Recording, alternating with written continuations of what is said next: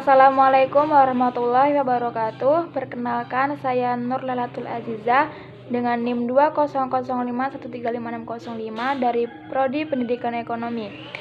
Di sini saya akan membahas tentang sejarah masuknya Islam ke Kabupaten Indragiri Hulu Riau. Berikut cuplikan videonya. Masuknya Islam ke Indragiri yang meliputi Kabupaten Indragiri Hulu, Indragiri Hilir, dan Kuantan Singingi, Provinsi Riau diduga terjadi sejak abad ke-14. Dari Kerajaan Samudra Pasai di Aceh, Islam kemudian menyebar ke Indragiri melalui perairan Sungai Rokan dan Sungai Indragiri. Hal ini dibuktikan dengan adanya makam Syekh Abdul Rauf Singkili sebagai autokraksi atau penasehat ritual Raja Narasinga II. Raja Narasinga II bergelar Paduka Maulana Sri Sultan Alauddin Iskandar Shah Johar Zikrullah fi Alam, Sultan yang keempat, Sultan pertama di Indragiri, sekitar abad ke-14 hingga ke-15. Hingga kini, peninggalan kerajaan Islam di Indragiri masih ada. Peninggalan tersebut salah satunya berupa makam. Namun, makam yang ada pun tergolong unik dan tidak biasa. Berikut makam-makam aneh dan tidak biasa peninggalan kejayaan Islam di Indragiri tersebut. Makam Islam dan Nasrani berdampingan. Dua makam yang berdampingan yakni makam Raja Narasinga II dengan makam bekas tawanan perangnya yang kemudian diangkat sebagai menterinya yakni Jenderal Verdiko Marloch berdampingan. Makam Raja Narasinga II yang ornamennya Melayu simbol semiotik Islamik.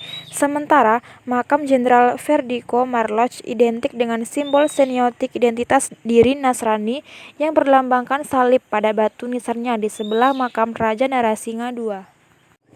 Kedua makam ini terletak di kawasan Cagar Budaya Peninggalan Sejarah Kerajaan Indragiri di Desa Kota Lama, Kecamatan Rengat Barat, Kabupaten Indragiri Hulu, Riau. Raja Narasinga II ini berperang dan berjuang merebut kota Malaka dari kekuasaan kerajaan Portugis di bawah komando Jenderal Verdiko Marloch sebagai panglima perangnya selama 20 tahun antara tahun 1512 sampai 1532. Jenderal Verdiko sebelumnya merupakan panglima perang Portugis yang memiliki otak pintar.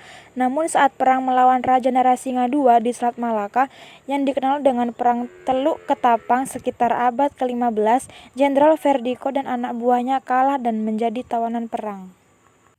Hingga pada akhirnya, Raja Narasinga II meninggal lebih dulu daripada Jenderal Verdiko. Kemudian jenazah Jenderal Verdiko dimakamkan bersebelahan dengan Raja Narasinga II, sejajar dengan para menteri lainnya. Raja Narasinga II bergelar Paduka Maulana Sri Sultan Alauddin Iskandar Shah Johar Jirullah fi Alam, Sultan yang keempat, Sultan pertama di Indragiri. Menurut Saharan, Raja Narasinga II juga menyebarkan syiar agama Islam di wilayah kekuasaannya. Saat itu belum terbentuk negara Indonesia dan Malaysia. Narasinga dijemput dengan menggunakan rakit kulim oleh Datuk Perpatih Nansa Batang ke Malaka, lalu dibawa ke Indragiri karena di Indragiri tidak ada pemimpin saat itu. Menurut Saharan, dalam menyebarkan agama Islam, Raja Narasinga mengembangkan ajaran Tarikat Satariyah bersama Syekh Abdul Rauf Singkili. Mereka berpegang teguh kepada Islam, iman, dan ihsan. Ajarannya kuat iman, kuat taat, kuat syariat, kuat hakikat, dan kuat hakikat, kuat ma'rifat. Itu merupakan pendalaman ajaran agama Islam versi Syekh Abdul Rauf sebagai penasehat ritual Raja Narasinga II. Atas ajaran tersebut, alhasil banyak masyarakat Indragiri yang memeluk hingga mendalami ajaran agama Islam.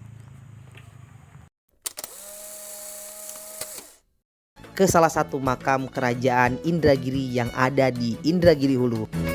Tepatnya di Desa Kota Lama, Kecamatan Rengat Barat, Kabupaten Indragiri Hulu, Provinsi Riau. Luas lahan makam Raja Indragiri adalah 16,8 hektar. Dan ada 23 pemakaman Raja Indragiri di dalamnya. Baik, di awal kita akan mengunjungi makam dari Panglima Andi Sumpu Muhammad dengan gelar Panglima Jaksi Besi. Makam ini memiliki panjang 14 meter. Andi Sumpu Muhammad dikenal dengan kesaktiannya. Salah satu kesaktiannya adalah tidak mempan senjata tajam sejenis apapun. Sehingga Andi Sumpu Muhammad diberi gelar Panglima Juksi Besi. Gelar ini diberikan saat beliau memimpin pasukan Kesultanan Indragiri menaklukkan Portugis di Malaka. Selanjutnya kita akan mengunjungi makam Datuk Bendahara Darah Putih, yaitu Raja Usman Fadilah, yang dimana diberi gelar Tun Kecik Mangkubumi Indragiri.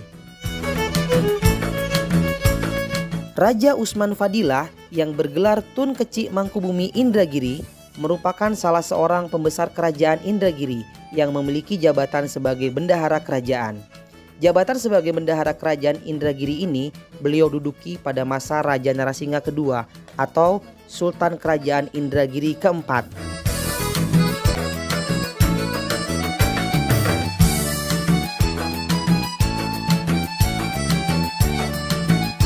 Selanjutnya kita akan mengunjungi makam Raja Iskandar Shah Johan dengan gelar Jirullah fil Alam dan makam Sultan Usuluddin putra Narasingha kedua.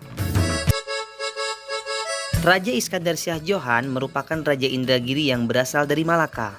Beliau pernah melawan Portugis selama 20 tahun dari tahun 1512 sampai 1532.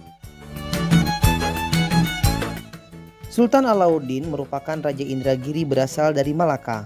Beliau pernah melawan Portugis selama 20 tahun. Kerajaan Indragiri diperintah langsung dari Kerajaan Malaka pada masa Raja Iskandar yang bergelar Narasingha I. Pada generasi raja yang keempat, barulah Istana Kesultanan Indragiri didirikan oleh Paduka Maulana Sri Sultan Alauddin Iskandar Shah Johan Jirullah fil Alamin, bergelar Narasingha II, beristrikan Putri Dang Purnama. Bersamaan didirikannya rumah tinggi di Kampung Dagang.